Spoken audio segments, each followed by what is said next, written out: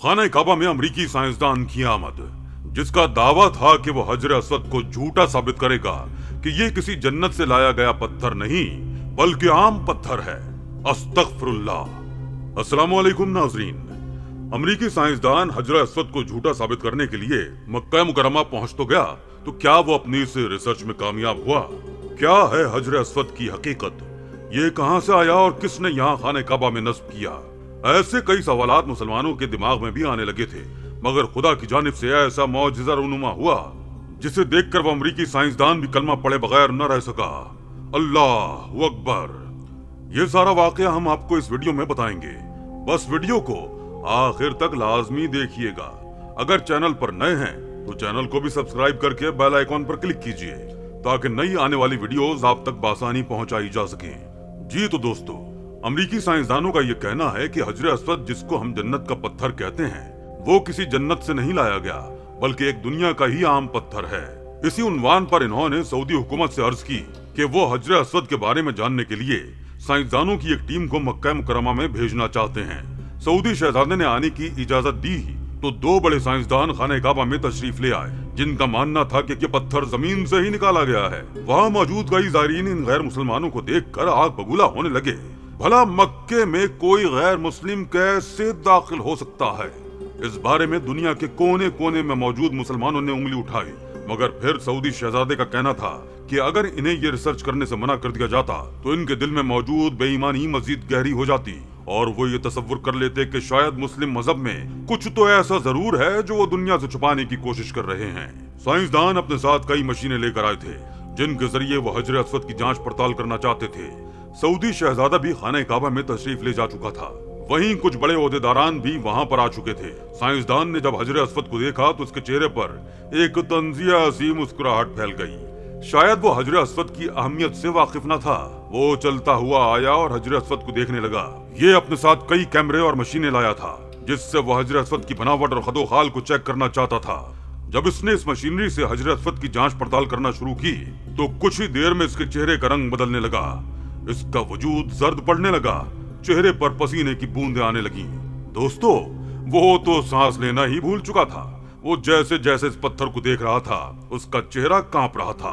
वो गहरी गहरी सांस लेकर लगातार इस हजर असवद को देखता रहा और फिर कहने लगा कि ये पत्थर तो वाकई दुनिया का नहीं लगता, ये पत्थर बेहद कीमती है, ये तो कायनात का सबसे अजीम पत्थर है। मुसलमान अमरीकी साइंसदान को देख रहे थे कि आखिर वो कहना क्या चाहता है। तभी वो हजर असवद में इस कदर खो गया कि लगातार 2 घंटे तक वो बगैर पलकें झपकाए हजर असवद की जानिब देखने लगा। लोगों को तो ये गुमान होने लगा कि शायद ये व्रत का निशान बन चुका है और मर चुका है। कुछ लोग आगे बढ़कर इस शख्स को हिलाने लगे तो वो हड़बड़ा कर उनकी जानिब देखने लगा और फिर चीख मारते हुए झटके से दूर गिरा और रोने लगा। वो अपने पास खड़े मुसलमानों से कहने लगा कि मुझे अपना दीन सिखाओ, मैं आपके दीन में दाखिल होना चाहता हूँ, मुझे इस्लाम में दाखिल कर लो वरना मेरा दिल फट जाएगा। सभी हैरान हुए थे। वो अमरीकी जो कुछ कह रहा था वहाँ पर मौजूद लोगों में खौफ व हिरास फैलने लगा। खुद्दाम ने इसे कलमा पढ़वाया और इस्लाम कबूल करवाया।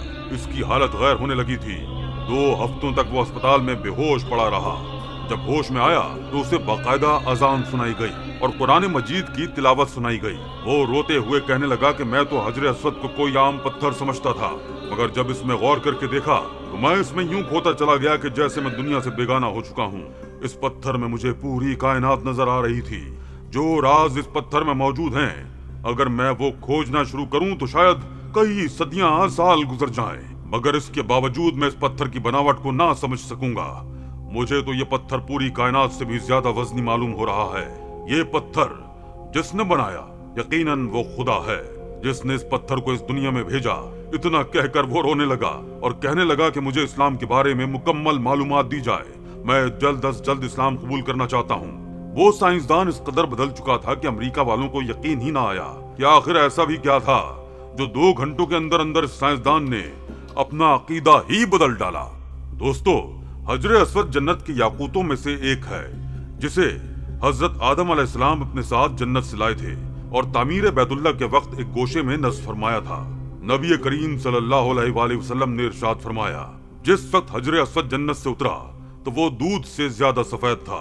फिर आदमियों के गुनाहों ने इसे सियाह कर दिया और तिरमिज़ी शरीफ की एक रिवायत में है کہ حجر اسود اور مقام ابراہیم جنت کے یاقوتوں میں سے 2 یاقوت ہیں۔ اگر اللہ تعالیٰ ان کی روشنی کو ختم نہ فرماتا تو یہ پوری زمین و آسمان کو روشن کر دیتے۔ طوفان نوح علیہ السلام میں آدم علیہ السلام کا تعمیر کردہ بیت اللہ آسمانوں پر اٹھائے جاتے وقت اس متبرک پتھر کو شکم جبل ابی قبیس میں امانت رکھ دیا گیا تھا۔ پھر تعمیر ابراہیمی کے وقت جبرائیل علیہ السلام نے اللہ تعالیٰ کے حکم سے حضرت ابراہیم خلیل اللہ علیہ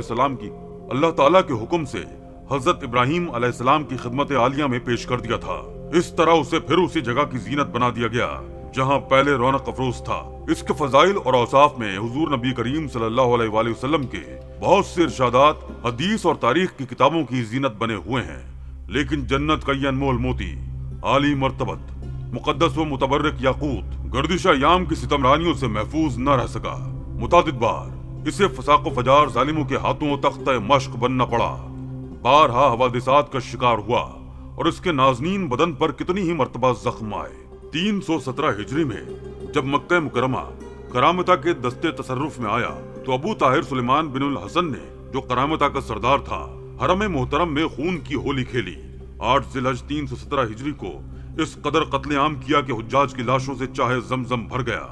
شہر اور مضافات کے 30,000 بے قصور افراد کو موت کی نیند سلا دیا، جن میں 1700 حاجی اور 700 طواف کرنے والے بھی شہید ہو گئے۔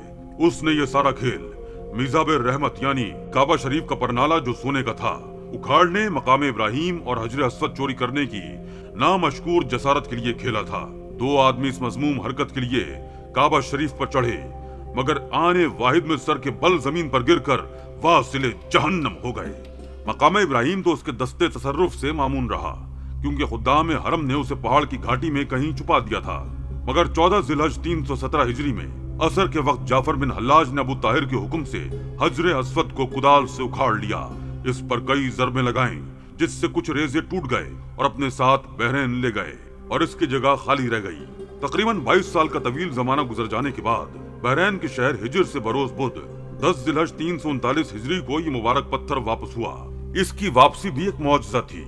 کرامتیوں سے بار بار واپسی کا مطالبہ جب زور پکڑ گیا تو انہوں نے یہ عذر لنگ پیش کیا کہ وہ پتھر تو دوسرے پتھروں میں مل جل گیا ہے، ان میں سے اسے الگ کرنا ہمارے بس کا روگ نہیں۔